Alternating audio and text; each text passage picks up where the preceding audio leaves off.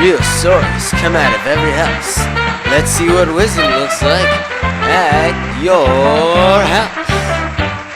Now, here's your host, Randy McFanny. What do you think when you hear the word wisdom? Old men with long beards carrying around huge, humongous, dusty books? Or do you think of teachers, pastors, or people who choose to go to school a whole lot longer than they have to? Did you know that you don't have to be an adult to be wise? You don't even have to be a teenager. In fact, there are plenty of kids out there who know how to find out what they should do and then do it. Let's watch together as a kid does just that and actually ends up teaching his parents a very important piece of wisdom.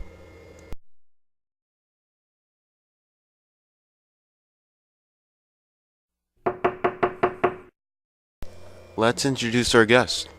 He's a kid just like you, and he knows how to be wise. It's Mark. Hey guys, how's everything going? And here's his dad, the one that actually learned something. Hey, glad to be on the show. Alright, let's start this show. Mark? I've always looked up to my dad. He's a fast runner, knows how to cook a hamburger over an open flame, and hits homers every time we play wiffle ball with my family. He's awesome. Kind of my hero. My dad wakes us up every Sunday morning and makes us pancakes for breakfast. They're so good. Then we all load up in my dad's van and we go to church.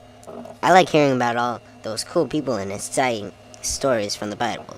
Man versus giant, man versus lion, man versus fiery furnace. Let me tell you, they don't write stories like that anymore. Anyhow, Mr. Chris, my small group leader at church, says the Bible is like an instruction booklet. You know, like those glossy, flippy pages that come with your favorite video game. Anyway, Mr. Chris says that the Bible has all kinds of good stuff in it, like directions for being a friend, or how to get along with your parents, and how to use your money wisely. My son Mark is a great kid. We trust him to clean up his room, take out the garbage, and do the dishes every other night. He always gets his chores done, even if it takes a little encouragement from me or his mom. As a reward, his mom and I give him a little money each week. I've never really paid attention to what he did with his money until recently. I remember a few months ago when we were driving home from church and I heard Mark singing some crazy song from the back seat. It was something like, Gotta give safe spend, God likes it, gotta give safe spend, God likes it,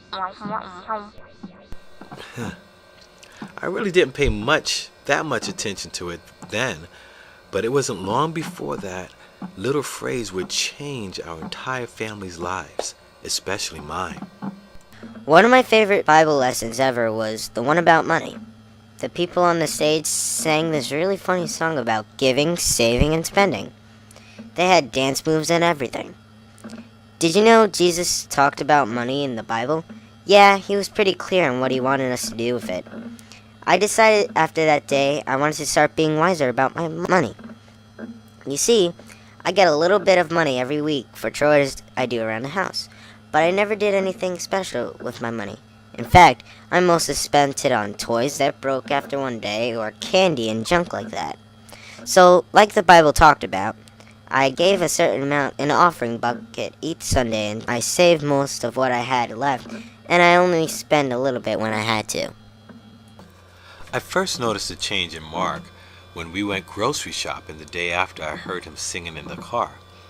He usually gets a sucker lollipop or a candy bar in the checkout line, but when I asked him if he was going to get something, he simply shook his head and said that he was saving his money for something worth buying. I didn't expect it to last very long, but boy did he prove me wrong. I've always wanted an MP3 player, but I had always wasted my money on stuff I really didn't need. So, when I started to give and save instead, I realized that it would only take me 2 months before I could buy a really cool one. To be honest, I didn't even miss the stuff I used to spend my money on. And my stash was growing every week. It felt good to do what I knew was right. And in the end, it really paid off. My dad took me to the store. I got to choose whichever MP3 player I wanted, and then I walked up to the checkout aisle and handed the money to the cashier girl myself. I might have been imagining things, but I'm pretty sure she winked at me on the way out. Seeing Mark treat his money so wisely really got me thinking.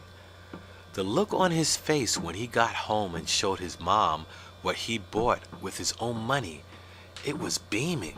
He was so proud. I tried to remember that last time I bought something I really wanted without feeling guilty. And I couldn't. Because I wasn't really giving or saving, just spending. After that, my wife and I sat down and reworked our entire budget. We made some goals and commitments to tithing at church on a regular basis and putting away a certain amount from our paychecks each week. Next month, we're going on a trip to the coast. That's something we've always wanted to do but could never come up with the money. That is, until our son, my hero, taught me this priceless lesson on the wisdom of finances. Can you believe that? Mark's wisdom actually taught his parents something. I guess you don't have to be old and wrinkly to be wise, after all. Like Mark and his dad, you just have to find out what to do and do it. You never know. Maybe you'll teach your mom and dad something useful along the way. A smart kid knows how to find out what to do, then does it. A smart family knows how to celebrate when their kid gets it right. And that's what wisdom looks like at your house. Bye-bye, everyone.